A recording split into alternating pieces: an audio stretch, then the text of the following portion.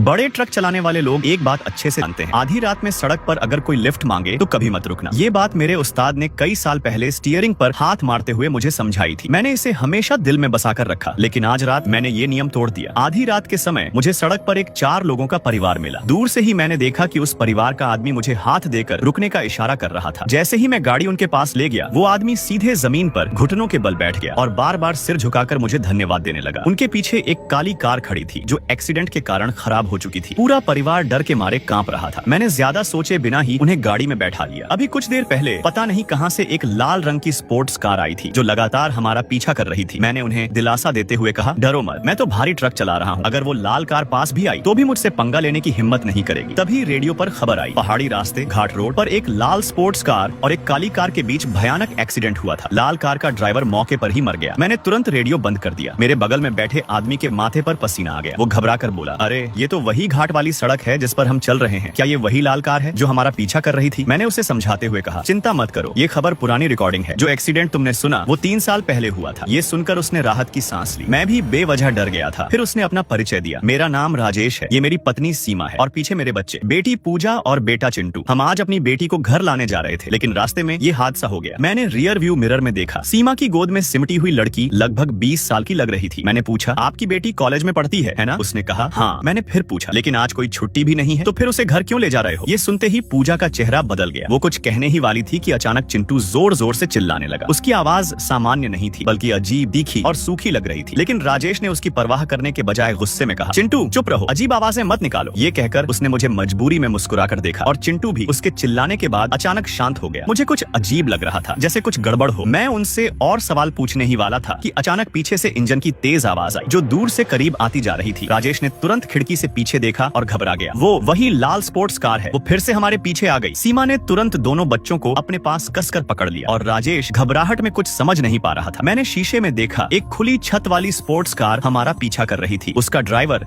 अपना आधा सिर बाहर निकाले हुए था और उसका काला सा मुंह खुला हुआ था, जैसे वो चिल्ला रहा हो। ये घाट का रास्ता बहुत संकरा था, जहाँ एक समय में सिर्फ एक ही गाड़ी निकल सकती थी, लेकिन वो स्पोर्ट्स कार का ड्राइवर पागलों की तरह बार बार ओवरटेक करने की कोशिश कर रहा था और लगातार हॉर्न बजा रहा था। आगे एक मोड़ आने वाला था। मैंने मौके का फायदा उठाकर तेजी से स्टीयरिंग घुमा दिया। मेरा भारी ट्रक अचानक सड़क पर झटका खाकर मुड़ा और वो लाल कार पीछे हटने पर मजबूर हो गई। उसे जोर से ब्रेक लगाना पड़ा और सड़क पर लंबे निशान बन गए। मोड़ पार करने के बाद मैंने देखा वो लाल कार अब हमारा पीछा नहीं कर रही थी। ये देखकर राजेश का परिवार थोड़ी राहत महसूस करने लगा। राजेश बोला, हम उसे जानते भी नहीं, फिर वो हमारा पीछा क्यों कर रहा था? मैंने कहा, मुझे भी नहीं पता, लेकिन रेडियो में जो एक्सीडेंट की बात हुई थी वो भी एक लाल कार की ही थी। तुम्हें पता है उस हादसे में कितने लोग मरे थे? वो गुस्से में बोला, अभी ये सब पूछने का क्या मतलब है? कितने लोग मरे, इससे तुम्हें क्या लेना देना? आधी रात है, बच्चों को डराओ मत। मैंने कहा, मुझे ठीक से नहीं पता, लेकिन याद है कि उस लाल कार में ड्राइवर के अलावा एक लड़की भी थी और एक्सीडेंट के बाद वो लड़की बेहोश हो गई थी। इसके बाद गाड़ी में एकदम सन्नाटा छा गया। माहौल हल्का करने के लिए मैंने पूजा से पूछा, पूजा तुम किस साल में पढ़ती हो? पूजा उठकर कुछ बोलने ही वाली थी, लेकिन सीमा ने उसे रोक दिया और खुद बोली, वो 3rd ईयर में है। तभी पूजा ने खिड़की के बाहर देखा और अचानक डर के मारे चिल्ला उठी, जल्दी देखो वहाँ कोई खड़ा है। मैंने पूछा, कहाँ? मुझे तो कुछ नहीं दिख रहा। वो बोली, मैंने अभी एक लड़की को देखा, फूलों वाली ड्रेस पहने हुए, वो सड़क के किनारे खड़ी थी। क्या वो उसी लाल कार वाली लड़की हो सकती है? बकवास मत करो। राजेश ने तुरंत गुस्से में बात काट दी और विषय बदलते हुए मुझसे पूछा, भाई इतनी रात को तुम ट्रक में क्या सामान ले जा रहे हो? लगता है गाड़ी में कोई हलचल ही नहीं है। गाड़ी में कोई सामान नहीं था, मैं बस अपने एक क्लाइंट के लिए उसके दोस्त को लेने आया था, इसलिए ट्रक लेकर निकला था। राजेश बोला, इतने बड़े ट्रक से लोगों को लेने आना थोड़ा अजीब नहीं लगता? मैंने कहा, हाँ थोड़ा तो है। तभी अचानक सामने सड़क पर एक लड़की आ गई। वो फूलों वाली ड्रेस पहने सीधे सड़क के बीचों बीच खड़ी थी। मैं ब्रेक लगाने की कोशिश करता उससे पहले ही, जैसे ही गाड़ी उससे टकराने वाली थी, वो लड़की अचानक गायब हो गई। मैं कुछ समझ पाता उससे पहले ही पीछे से चिंटू जोर से चीख पड़ा, वो आ गया, वो वापस आ गया। राजेश गुस्से में चिल्लाया, चुप हो जा, अगर फिर बकवास की तो ठीक नहीं होगा। सीमा बोली, आप बच्चों पर क्यों चिल्ला रहे हो? वो पहले ही डर गए हैं। चिंटू डरते हुए बोला, माँ मुझे बहुत डर लग रहा है। मैंने माहौल संभालते हुए कहा, सब शांत रहो, शायद ये इस इलाके का कोई नेचुरल इफेक्ट हो। कभी कभी ऐसी चीजें रिकॉर्ड हो जाती हैं जिसे हम लोग मिराज कहते हैं। राजेश तुरंत बोला, हाँ हाँ सही कहा भाई, इतने सालों से ट्रक चला रहा है, जरूर ऐसी चीजें देखी होंगी, ये मृग तृष्णा ही होगी। मैंने शीशे में देखा, पूजा लगातार कांप रही थी। सीमा बोली, अरे पूजा आ, ये मेरी जैकेट पहन ले। जैसे ही पूजा जैकेट लेने लगी, उसने अचानक सीमा के सीने की तरफ इशारा किया और डर के मारे चीख पड़ी, माँ तुम्हें खून निकल रहा है, तुम्हारे कपड़ों पर बहुत सारा खून है। मैंने शीशे में देखा, सीमा के कपड़ों पर कहीं भी खून नहीं था, लेकिन पूजा का डर बिल्कुल असली लग रहा था। राजेश बोला, कहाँ खून? कुछ भी नहीं है, तुम्हारी माँ के कपड़े का डिजाइन ही ऐसा है, क्या तुम डर के मारे पागल हो गई हो? सीमा बोली, हाँ मैं ठीक हूँ, कहीं कोई खून नहीं है। फिर मैंने कहा, वैसे गाड़ी में थोड़ा ठंडा लग रहा है, ऐसा करो लड़की को आगे बैठा देते हैं, यहाँ हीटर चल रहा है, थोड़ी देर में गर्मी लगने लगेगी। राजेश बोला, क्या इससे तुम्हें परेशानी तो नहीं होगी भाई? मैंने कहा, अरे नहीं, बच्चे ज्यादा जरूरी है। आखिरकार वो लोग मान गए और पूजा को आगे वाली सीट पर बैठा दिया गया। पूजा मुझे देखकर बोली, भैया आप बिल्कुल कहानी वाले भीम जैसे लगते हो, अगर आपकी दाढ़ी होती तो और भी डरावने लगते। मैं हल्का सा मुस्कुराया, अच्छा बहुत लोग ऐसा कहते हैं। मैंने उसे गर्म पानी दिया, लो इसे पी लो, ठंड कम लगेगी। पूजा बोली, वाह भैया आपका कप तो बहुत प्यारा है। वो कप के हैंडल को छूते हुए बोली, ये तो बहुत जाना पहचाना लग रहा है, मेरे पास भी ऐसा ही एक था। मैंने पूछा, अच्छा किसने दिया था तुम्हें? वो बोली, मुझे याद नहीं। इतने में पीछे से अचानक एक हाथ आया। राजेश बोला, पूजा ध्यान से, पानी गर्म है, मैं खोल देता हूँ। उसने जल्दी से ढक्कन खोला और उसमें से गरम गरम खजूर का पानी निकाला। पूजा खुश होकर बोली, अरे वाह मुझे तो खजूर का पानी बहुत पसंद है। जैसे ही पूजा कप लेने लगी, अचानक मेरी गाड़ी का पहिया किसी चीज पर चढ़ गया। गाड़ी जोर से उछली और कप गिर गया। उबलता हुआ पानी राजेश के हाथ और शरीर पर गिर गया। राजेश ने एक अजीब इंसान जैसी नहीं लगने वाली दर्दनाक चीख निकाली। हाँ! पूजा घबरा गई। पापा आपको कुछ हुआ तो नहीं? सॉरी सॉरी, राजेश बोला, कोई बात नहीं, मेरी ही गलती थी, मैंने ठीक से पकड़ा नहीं, लेकिन पानी बहुत गर्म है, तुम मत पीना अभी। मैंने शीशे में देखा, राजेश की आंखें अब पहले जैसी नहीं थी, उनमें एक ठंडी डरावनी चमक थी और उसके होठों पर हल्की सी अजीब मुस्कान थी, जैसे वो मुझे चुपचाप चेतावनी दे रहा हो। मैंने भी बिना कुछ कहे सीधे उसकी आंखों में देखा। गाड़ी सुनसान पहाड़ी रास्ते पर चलती रही और माहौल बहुत भारी हो गया। पूजा ने पूछा, भैया आप इतनी रात को यहाँ किसी को लेने क्यों आए हो? कोई जरूरी काम है क्या? मैंने कहा, हाँ मेरा क्लाइंट अपने दोस्त के लिए बहुत परेशान है। पूजा ने पूछा, क्या उसका दोस्त बीमार है? मैंने कहा, हाँ कुछ ऐसा ही समझ लो। तुम्हारा कोई अच्छा दोस्त है? वो बोली, नहीं मेरा कोई दोस्त नहीं है। लेकिन ये कहते ही उसका चेहरा उलझन में पड़ गया, जैसे उसे खुद अपने जवाब पर शक हो। सीमा धीरे से मेरे पास आकर बोली, उसका चेहरा पूरी तरह पीला पड़ चुका था। भाई प्लीज गाड़ी थोड़ा तेज चलाओ, बस हमें इस पहाड़ी रास्ते से बाहर निकाल दो, आगे हम खुद कैब कर लेंगे। तभी अचानक सामने से तेज इंजन की आवाज आई। एक लाल स्पोर्ट्स कार सड़क के बीचों बीच खड़ी थी, सीधे हमारी तरफ मुंह करके। राजेश घबरा गया, ये हमारे आगे कैसे आ गई? वो कार जैसे अचानक कहीं से प्रकट हो गई थी। इस पूरे रास्ते में कोई मोड़ ही नहीं था जहाँ से वो हमें ओवरटेक करके आगे आ सकती। राजेश चिल्लाया, भाई अब क्या करें? तभी सबसे डरावना दृश्य हुआ। वो लाल स्पोर्ट्स कार अचानक बीच की रेलिंग तोड़कर सीधे हमारी तरफ पूरी स्पीड में आने लगी। पूजा ने आंखें कसकर बंद कर ली और सीट बेल्ट को जोर से पकड़ लिया। मैं गुस्से में चिल्लाया, साला मरना है क्या? ठीक है मैं भी पीछे नहीं हटूंगा। अब बचने का कोई रास्ता नहीं था, सीधी टक्कर ही एकमात्र रास्ता था। मैंने ब्रेक लगाने के बजाय एक्सीलेटर पूरा दबा दिया। मेरा भारी ट्रक सीधे उस लाल स्पोर्ट्स कार की तरफ दौड़ पड़ा। पीछे बैठे राजेश, सीमा और चिंटू एक साथ डर के मारे चीख उठे। जैसे ही दोनों गाड़ियां टकराईं, वो लाल स्पोर्ट्स कार कागज की तरह मुड़ गई। कुछ ही सेकंड में वो एक शानदार कार से टूटे फूटे लोहे के ढांचे में बदल गई। अंदर बैठे ड्राइवर की चीखें भी अजीब, खोखली और दूर होती चली गई। अचानक एक गाढ़ा लाल धुआं उठा जिसने मेरे ट्रक के पूरे सामने वाले हिस्से को घेर लिया। तभी मेरी बगल वाली सीट का दरवाजा बाहर से एक जली हुई काली हाथ ने खोल दिया। वो चीज अंदर घुसते ही अपने काले पंजों से पूजा का हाथ पकड़ने लगी। मैं तुरंत हरकत में आया, कमर से अपना आत्मा मारने वाला कोड़ा निकाला। मैंने पूजा को अपनी तरफ खींचा और पूरी ताकत से उस काले साए के सिर पर कोड़ा दे मारा। वो चीज जोर से चीखी, उसका शरीर जैसे बिजली लगने से कांपने लगा और वो तुरंत लाल धुएं में वापस गायब हो गई। साथ ही ट्रक के सामने छाया लाल धुआं भी धीरे धीरे खत्म हो गया। पूजा डर के मारे बोली, माँ पापा ये क्या था? बहुत डर लग रहा है। लेकिन इस बार राजेश और सीमा ने उसे सांत्वना नहीं दी, बल्कि वो दोनों मुझे घूरने लगे। राजेश बोला, भाई तुम्हारे पास जो है वो क्या है? मैंने कहा, ये एक साधु ने दिया था तुम जैसे गंदी आत्माओं को मारने के लिए। तभी उनका चेहरा बदल गया। राजेश धीरे से बोला, हमारी किस्मत बहुत खराब है, ये पहाड़ी रास्ता बहुत मुश्किल है। अगर तुम हमेशा यहीं रह जाओ और हमेशा हमारे लिए गाड़ी चलाते रहो कितना अच्छा होगा। मैंने ठंडे स्वर में कहा, चुपचाप दूर हो जाओ। मैंने कोड़ा कंधे पर जोर से मारा। सीमा चीख पड़ी और तुरंत पीछे हट गई। मैं बोला, मैंने तुम्हें बेचारी समझकर मदद की और तुम लोग। तभी अचानक मेरा ट्रक जोर से हिला, हेडलाइट्स झिलमिलाई और फिर पूरी तरह बंद हो गई। पूजा घबराकर बोली, क्या हुआ? गाड़ी खराब हो गई क्या? मैंने कई बार चाबी घुमाई लेकिन गाड़ी स्टार्ट नहीं हुई। मैं गुस्से में बोला, साले सीधी बात समझ नहीं आती। पूजा डर के मारे चिल्लाई, माँ पापा आप लोग कहाँ हो? मुझे डराओ मत। वो पीछे मुड़ी लेकिन पिछली सीट पूरी खाली थी। राजेश, सीमा और चिंटू तीनों अचानक गायब हो चुके थे। पूजा रोते हुए बोली, भैया वो लोग गायब हो गए। तभी सामने सड़क पर एक पुरानी काली कार आकर खड़ी हो गई। उसने हमारा रास्ता रोक लिया। मैंने धीरे से कहा, 3 साल पहले उस एक्सीडेंट में कुल 5 लोग मरे थे, एक लाल कार का ड्राइवर और एक काली कार में बैठा पूरा परिवार। पूजा हैरान होकर बोली, क्या सब मर गए थे? तो अभी जो हमारे साथ थे वो कौन थे? मैंने उसकी तरफ देखा और कहा, वो तुम्हारे परिवार नहीं थे और तुम भी पूजा नहीं हो। वो कांपते हुए बोली, मैं पूजा नहीं हूँ। तो फिर मैं कौन हूँ? इतने में अचानक खिड़की के बाहर से जोर जोर से खटखटाने की आवाज आने लगी। पूजा जल्दी नीचे आओ, माँ पापा बाहर इंतजार कर रहे हैं। मैं चिल्लाया, बाहर मत जाना, दूर रहो उनसे। पूजा डर के मारे सीट में सिकुड़ गई, जैसे सीट के अंदर छुप जाना चाहती हो। तभी चिंटू ट्रक के सामने वाली विंडशील्ड पर चढ़ गया। दीदी छुपो मत, मैंने तुम्हें देख लिया। पूजा चीख पड़ी, भैया मुझे बचाओ। मैंने तुरंत अपना कोड़ा उठाया और विंडशील्ड पर जोर से मारा। चिंटू दर्द से चीखते हुए नीचे गिर गया। बाहर अचानक सन्नाटा छा गया। मैंने पूजा से कहा, मेरी आंखों में देखो, तुम्हें खुद याद करना होगा कि तुम कौन हो, तुम्हारा नाम क्या है। अगर तुम्हें याद नहीं आया तो मैं तुम्हें यहाँ से नहीं ले जा पाऊंगा। वो रोते हुए बोली, मुझे नहीं पता, मैं सच में नहीं जानती, मैं पूजा नहीं हूँ। तो मैं आखिर हूँ कौन? तभी पहाड़ों के बीच से एक हल्की सी आवाज गूंजने लगी, जैसे कोई दूर से पुकार रहा हो। आवाज बहुत धीमी थी, टूटी फूटी, कुछ भी साफ सुनाई नहीं दे रहा था। पूजा बोली, कौन है? क्या कोई मुझे बुला रहा है? मुझे कुछ समझ नहीं आ रहा। मैंने पूजा से कहा, दरवाजा लॉक कर लो और किसी भी हालत में बाहर मत आना। इतना कहकर मैं सीट के नीचे से एक तेज रोशनी वाली टॉर्च निकाली और जेब से खनखनाते हुए तांबे के सिक्कों की माला निकाल ली। मैंने दरवाजा खोला और नीचे कूद गया। मैं जोर से चिल्लाया, एक कदम भी आगे बढ़े तो तुम्हारी आत्मा यहीं खत्म कर दूंगा। मेरे जन्म से ही मेरा स्वभाव मजबूत और उग्र था। शायद मेरी इस ऊर्जा से वो चीजें भी डर गईं। चारों तरफ फैली ठंडक धीरे धीरे कम होने लगी। मैं ट्रक के चारों ओर घूमकर वापस सामने आया तो देखा कि घना कोहरा पूरी तरह गायब हो चुका था। थोड़ी दूर वहीं पुरानी काली कार फिर से दिखाई दी। मुझे याद आया उस हादसे की खबर बहुत भयानक थी। काली कार को टक्कर मारकर खाई के किनारे फेंक दिया गया था। सड़क किनारे के पेड़ों की टहनियां कार के अंदर घुस गई थी। सीमा और चिंटू उसी वक्त मारे गए थे और बाद में दोनों गाड़ियों में आग लग गई थी। राजेश ड्राइवर सीट पर जिंदा जलकर मर गया था, इसलिए उसे गर्म खजूर के पानी से इतना डर लग रहा था। और अब वही राजेश उस काली कार की ड्राइवर सीट पर बैठा था। उसने अपना सिर घुमाया और अपनी काली खाली आंखों से मुझे घूरते हुए बोला, तुम बच नहीं सकते, उसे हमारे साथ चलना ही होगा। उसने हमसे जो लिया है वो उसे लौटाना होगा। लेकिन जैसे ही उसकी नजर मेरे हाथ में पकड़े कोड़े पर गई, उसके चेहरे पर डर साफ दिखने लगा। मैं वापस ट्रक में चढ़ा। इस बार गाड़ी एक ही बार में स्टार्ट हो गई। ट्रक फिर से चल पड़ा। पूजा अभी भी डरी हुई सामने बैठी थी। अपने हाथों को देखते हुए धीरे से बोली, मैं कौन हूँ? मैं पूजा नहीं हूँ तो फिर मैं कौन हूँ? मैं गाड़ी चलाते हुए उसे देख रहा था। अब उसका शरीर पहले से भी ज्यादा पारदर्शी लग रहा था, जैसे वो कभी भी गायब हो सकती हो। तभी सड़क किनारे फिर वही लड़की दिखाई दी, सफेद फूलों वाली ड्रेस में। लेकिन इस बार उसके कपड़ों के लाल फूल और भी ज्यादा गहरे लग रहे थे, जैसे ताजा खून लगा हो। मैं समझ गया अब उसके पास समय बहुत कम है, लेकिन मैं सीधे सच नहीं बता सकता था। उसे खुद याद करना जरूरी था, वरना उसकी आत्मा और अस्थिर हो जाती। अचानक कोहरे में कई टेढ़ी मेढ़ी परछाइयां दिखने लगी। फिर अचानक काले खून से सनी पेड़ों की शाखाएं बाहर निकली और जोर से ट्रक के शीशे पर लगने लगी। बाहर से तेज ब्रेक की आवाज, धातु के टकराने की आवाज और दर्द भरी चीखें आने लगी, जैसे 3 साल पुराना हादसा फिर से हमारे सामने हो रहा हो। आग की लपटों के बीच एक लड़की सड़क पर पड़ी हुई थी। पूजा कांपते हुए बोली, क्या वो मैं हूँ? अगले ही पल पूजा का शरीर झटका खाकर गायब हो गया और वो सीधे सड़क पर उस लड़की के पास खड़ी थी। तभी राजेश की आवाज गूंजी, हाँ वो तुम ही हो। तुम्हारा असली नाम काव्या है। तुम्हारी वजह से हमारा परिवार खत्म हो गया। तुम्हारा वो पागल बॉयफ्रेंड तेज गाड़ी चला रहा था और उसी ने हमें मार डाला। मेरी बेटी आज तक लापता है। हम तीनों 3 साल से इस रास्ते में फंसे हुए हैं। तुम्हें यहीं रहना होगा, ये तुम्हारा कर्ज है। मैं चिल्लाया। नहीं। मैं तुरंत ट्रक से कूदा और आगे वाली सीट पर रखा खरगोश वाला कप उठाकर उसकी तरफ फेंका। ध्यान से सोचो, याद करो तुम कौन हो। कप उसके पैरों के पास गिरा। अचानक उसके मुंह से निकला, रोहन। जैसे ही उसने ये नाम लिया, उसके पैरों में लिपटे काले साए जलते हुए पीछे हट गए। राजेश और सीमा चिल्लाने लगे, मत याद करो, तुम काव्या ही हो। तुम्हें हमारे साथ रहना होगा। तुम हमारी पूजा की जगह लोगी। दोनों पागलों की तरह उसकी तरफ झपट्टे। मैं उनके सामने आ गया। पहले मुझसे टकराओ। मैंने कोड़ा घुमाकर दोनों पर जोर से मारा। राजेश और सीमा दर्द से चीखते हुए पीछे हट गए। मैं चिल्लाया, जल्दी याद करो, तुम्हारा दोस्त कौन है? नाम क्या है? घर कहाँ है? वो रोते हुए बोली, मेरा नाम काव्या है। मैं इतने में पूरी पहाड़ी सड़क हिलने लगी, जैसे भूकंप आ गया हो। राजेश की डरावनी आवाज गूंजी, तुम कभी वापस नहीं जा पाओगी। यही तुम्हारा ठिकाना है, हमेशा के लिए। जैसे ही काव्या पूरी तरह उस भंवर में समाने वाली थी, अचानक असली पूजा वहाँ प्रकट हो गई। वो चिल्लाई, माँ पापा इसे छोड़ दो, ये मैं नहीं हूँ। राजेश और सीमा एकदम भावुक हो गए। पूजा हमारी बेटी, तुम वापस आ गई। सीमा बोली, जल्दी आओ, इस शरीर को अपने अंदर ले लो, तुम फिर से जिंदा हो जाओगी। राजेश भी बोला, हाँ पूजा, ये सब इसी का कसूर है। इसका शरीर मिल जाए तो हम फिर से एक साथ रह सकते हैं। लेकिन पूजा ने सिर हिलाते हुए कहा, मैं बहुत पहले मर चुकी हूँ। 3 साल पहले उसी खाई में गिरकर। आप लोग जो कर रहे हो उससे और लोग मरेंगे, अब बस करो। लेकिन राजेश और सीमा अब कुछ सुनने की हालत में नहीं थे। उनकी आंखों पर जिद और बदले की आग छा चुकी थी। उन्होंने पूजा की आत्मा को नजरअंदाज किया